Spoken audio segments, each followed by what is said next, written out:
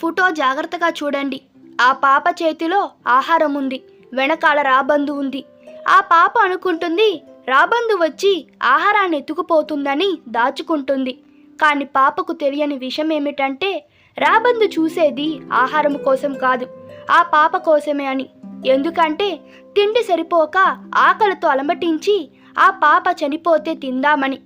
ఈ photo Kevin అనే photographer సుడన్లో 1990లో అక్కడి కరువు కాలంలో తిండి లేక ఎంతోమంది చనిపోయిన విషయాన్ని ప్రపంచానికి తెలియజేయాలని తన దేశమైన దక్షిణాఫ్రికా నుండి వెళ్ళి తీసిన ఫోటో.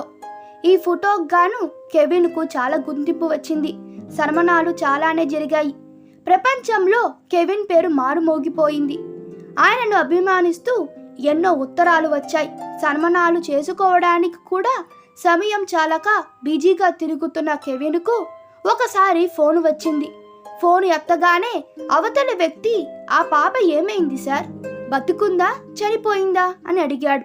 అప్పుడు కెవిన్ ఇలా అన్నాడు, ఏమో సార్, ఫోటో తీసి వచ్చిన తర్వాత తిరిగి వెళ్ళి చూసేంత సమయం నాకు లేదు, ఆ పాప ఏమైందని.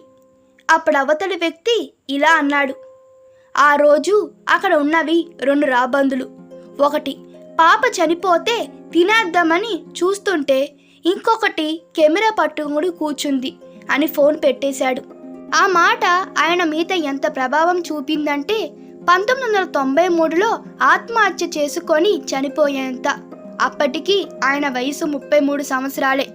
ఇక్కడ మనం గమనించాల్సిన విషయం ఏమిటంటే సమాజంలో ఇప్పుడు కెవిన్ లాంటి వారు చాలా మంది ఉన్నారు. ప్రతిదీ ఫోటో తీయడం, అక్కడ మన అవసరం ఉన్నా సహాయం చేయకుండా కెవిన్ లాగా 10 మంది మెప్పు గురించి బతికేవారు ఎక్కువ. ఆ రోజు అక్కడ కెవిన్ మరిచింది ఏంటంటే మానవత్వం. ఈ రోజుల్లో మనం మరుస్తుంది కూడా మానవత్వమే.